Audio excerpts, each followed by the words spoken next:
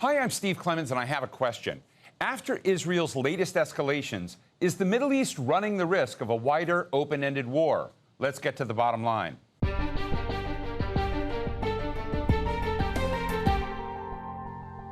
"12 hours apart, Israel killed a top commander in Hezbollah in Lebanon, and in Iran allegedly killed Ismail Haniyeh, the former elected Palestinian prime minister and head of Hamas. Now the entire region is in suspended animation. Will Iran feel forced to respond, if not to establish deterrence, at least to save face? And by killing the chief negotiator of Hamas, has Israel buried any chances for success in the ceasefire talks and return of hostages that was supposed to end the war in Gaza, now in its 10th month? Plus, what role is the political situation in the U.S. playing, with a lame duck president and a roller coaster election race in full swing? Today, we're talking with Jeremy Scahill, co-founder of the new investigative journalism website DropSite News, and author of several books, including The Assassination Complex, Inside the Government's Secret Drone Warfare Program. Jeremy, thank you so much for joining us today.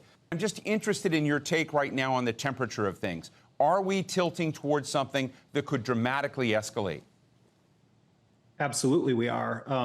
Benjamin Netanyahu has been a supremely belligerent leader of Israel in the various times that he's held power. But what we're seeing right now is he's the chief arsonist in the Middle East, and he is on the loose. And I think what we're seeing is that Israel generally operates within a sandbox, the parameters of which are defined largely by the United States, whether a Democrat is in power or a Republican.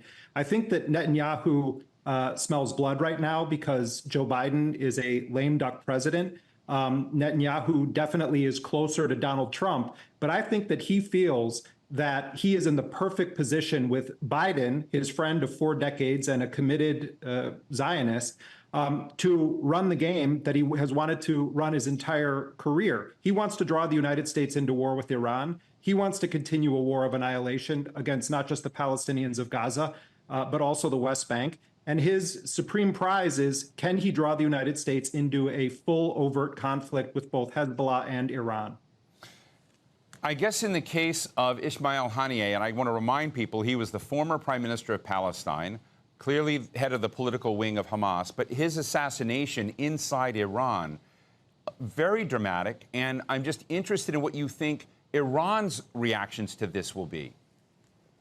I mean, this is an incredible affront to Iran's sovereignty. That's how it's being perceived in Tehran. And immediately you had the supreme leader of Iran. He was woken up in the middle of the night and informed that there had been some form of an explosion that had taken place in the housing complex where Ismail Haniyeh and the head of Palestinian Islamic Jihad, Ziad Nakla, both of them were staying in this complex. Steve, this was a housing development that is controlled by the top military unit, the IRGC of Iran. So this was striking right at the heart, not just of Iran, but of its supreme security force. Now, I think a lot of times when we talk about this, the equation is sort of upside down. How is Iran going to respond? Yes, that's a legitimate question, and certainly Iran is going to respond. But how should the world be responding to what Israel and Netanyahu have done right now? The key question is Iran going to begin with some form of a heavily telegraphed response? That's what happened some months ago as the Israelis struck the Iranian consulate in Damascus, killed more than a dozen people, including 8 members of the elite Revolutionary Guard unit of Iran. But the Iranians, although they showered missiles and drone strikes down on Israel, they did so in a calculated manner. There was 1 death in that strike. So the question here is, does Iran escalate in response to this assassination on their soil and other attacks against it in line with what they've done in the past? Or are we going to witness a precipice being crossed where now Iran actually takes the bait and said, we're in an all-out military conflict with Israel? I think there's another dimension here, which is remarkable, that Israel just killed the person they were negotiating with, who, despite no matter what you think about Hamas, Haniyeh was considered to be one of the most balanced and moderate deal makers of that organization. Am I wrong? No, you're not wrong. And in fact, let's remember that despite how the Western media talks about Hamas, Hamas is much more than the Al-Qassam brigades, the military unit of Hamas that launched the October 7th attacks against Israel. Ismail Haniyeh is not a member of an armed force. He is the head of a political movement. He is the chief of Hamas's political bureau. He is the former prime minister of Palestine, democratically elected by the Palestinians of the occupied territory. So what Israel is doing here comes as we pass the 300th day of its genocidal war in Gaza. It comes as Biden and Anthony Blinken and Jake Sullivan and Bill Burns are all saying, oh, don't believe your lying ears when Netanyahu says he's going to total victory, which means total destruction of Gaza. We feel that a ceasefire is in sight. Netanyahu comes back from his victory tour in the United States, where he met not only the sitting president, but the presumed Democratic nominee for president, Kamala Harris, and he goes to Mar-a-Lago and pays his respects to Donald Trump. He goes back to Israel. He greenlights an assassination in the southern district of Beirut, not just of a senior Hezbollah commander, but we understand that an Iranian military advisor was also killed in that strike. 4 other civilians and dozens of people, 4 other civilians were killed, dozens of people wounded. So Netanyahu, his response to Biden saying, we think a ceasefire is in sight, is to literally assassinate the chief negotiator and then vow that he is not going to stop until what he defines as total victory, which is the utter destruction of Gaza and the lighting on fire of the entire region. I mean, this raises the question that Israel has killed Hamas leaders in the past. It killed the leader of Hamas, the founder, Sheikh Ahmed Yassin, and others in the past, but that never killed and knocked off Hamas as an organization, as a movement, as you've said. And I think it's one of the most interesting elements here because of the way that Netanyahu frames basically trying to obliterate Hamas and others. I've talked to generals. You've talked to General David Petraeus and others said Hamas is a movement. Even people who might want to be supportive of Netanyahu disagree with the premise that you can basically wipe out a political movement. I'd love your thoughts, and I know you've been talking to leaders in the region, both Hamas, Islamic Jihad, and others, and would love to get your sense of the temperature there. How are they feeling and seeing this moment? Let's just look at the ground reality, Steve, in Gaza. We've had 10 months of a scorched earth campaign from the air, at times from the sea, a ground occupation in various parts of the Gaza Strip. And Palestinian Islamic Jihad and Hamas have waged a guerrilla insurgency war where they've inflicted great damage on the Israeli military, despite the fact that they're operating with weapons that overwhelmingly they have manufactured beneath Gaza in tunnels. They're holding off a nuclear power backed by the United States in a war of attrition on the ground in Gaza. The killing of Ismail Haniyeh, and Hamas and Islamic Jihad officials have been very clear in my discussions with them, is not going to kill the armed resistance. And, the fact of the matter is, if you look at independent polling that has been done consistently over the past 10 months, the status of the leaders of Hamas and Palestinian Islamic Jihad have risen dramatically as the standing of Mahmoud Abbas and the Palestinian Authority have plummeted into almost non-existent support, in part for their corruption and the view that the PA is essentially an agent of the Israeli occupation. But the fact is that the wind has shifted so dramatically that many Palestinians in the occupied territories believe that the men who are taking up arms against Israel are their only option right now. This is the result of decades of American policy and letting Israeli leaders, it's not just Netanyahu, do what they please with Palestinians, kill them in large numbers. It's very clear that while you can assassinate leaders, you cannot kill a movement that exists because of 75 years of a war of annihilation that Israel has waged against the Palestinians with American backing under Democrats and Republicans. You just mentioned the victory tour, the victory lap that Israel Prime Minister Netanyahu took in the U.S., seeing Kamala Harris, seeing Joe Biden, seeing Donald Trump. I'm interested in how you think he's reading this moment about the political future of America and whether there are substantial differences or not between now, who's the presumptive nominee, Kamala Harris of the Democratic Party, and Donald Trump, and how you see that moment. Love to know whether you see differences between Kamala Harris and Joe Biden. There are differences. They're largely cosmetic and I would say superficial.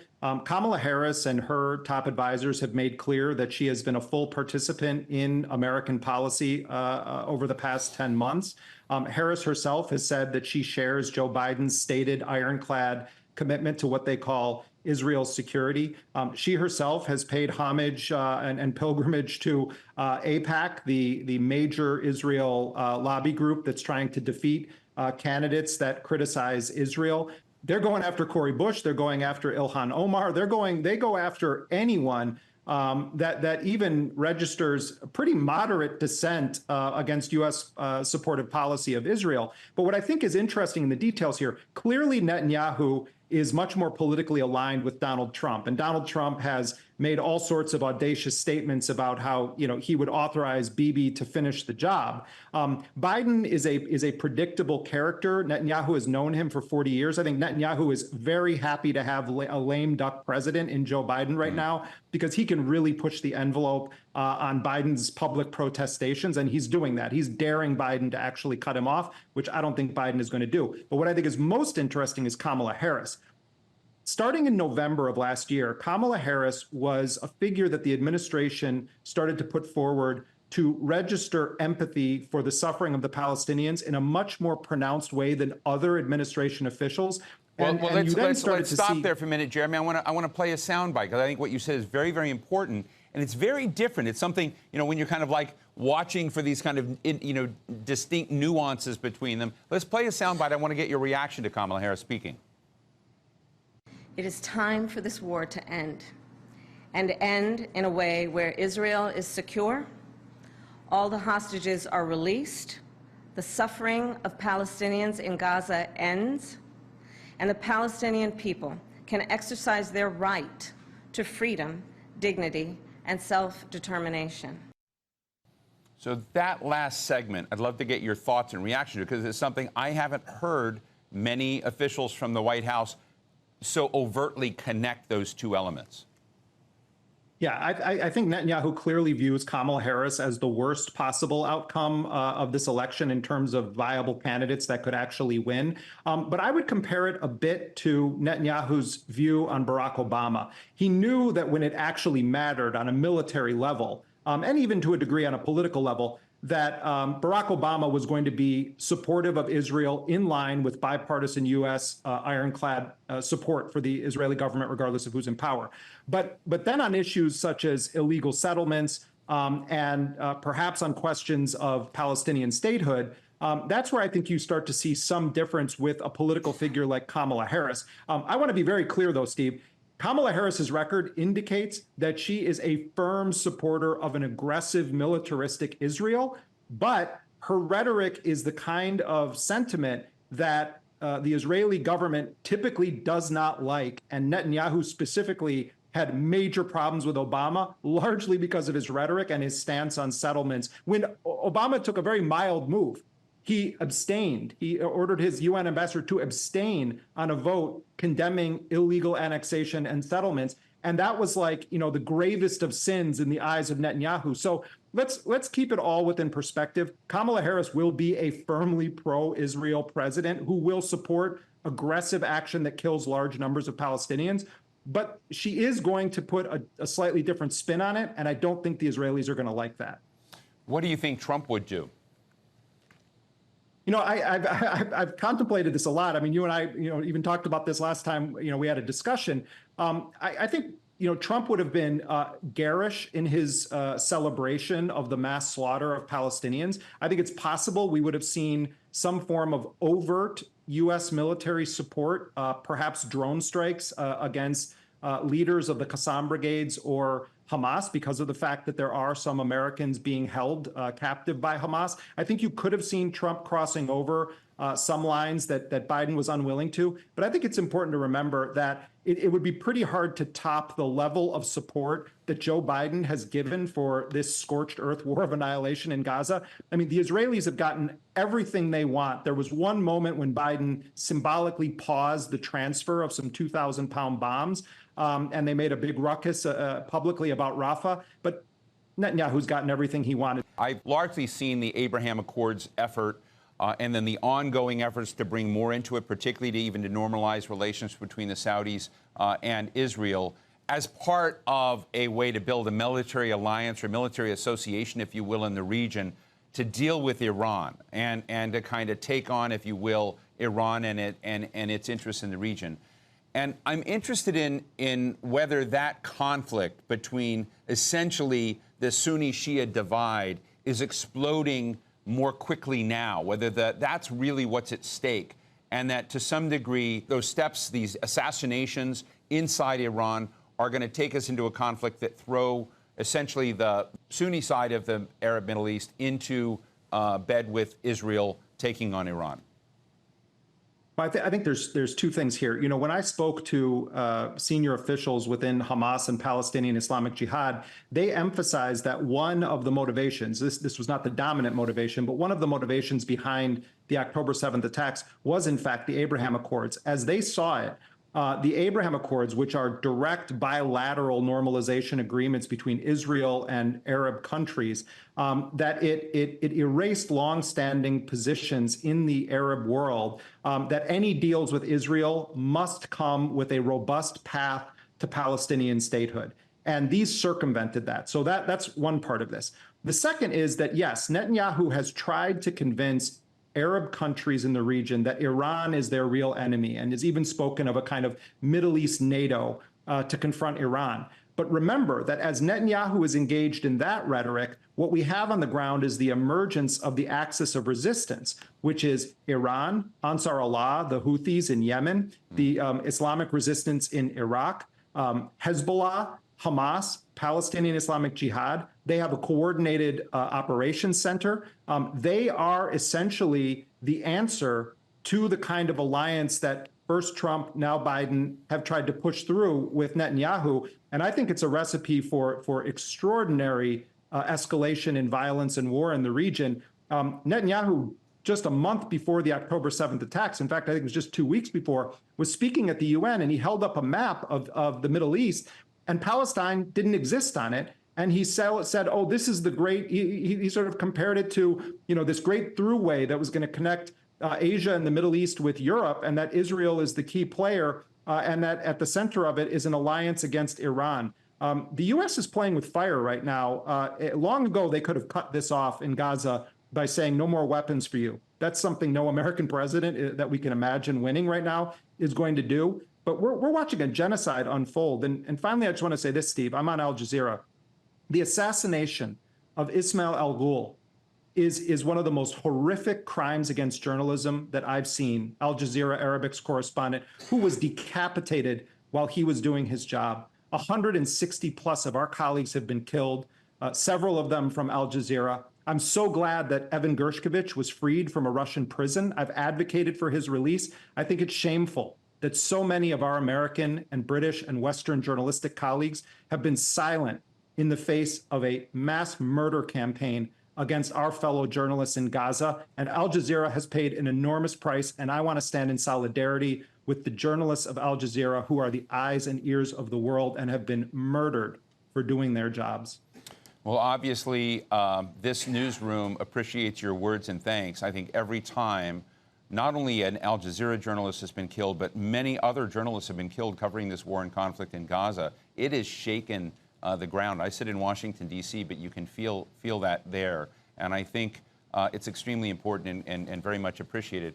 Let me ask you, Jeremy, have you been in discussions? I know if you've talked to various leaders in the region, but I'm interested in other elements here that we often don't talk about. You just mentioned Hezbollah, and Hassan Nasrallah, the head of Hezbollah, has basically said that the nature of their conflict with Israel is now about to change, that the killing of Fuad Shukr, a military commander, has now meant they're going to go into a different phase, moving from sort of small-time, here and there attacks to something much more significant. So it's another indication. You sort of talked about Iran, you know, a highly telegraphed approach at one point.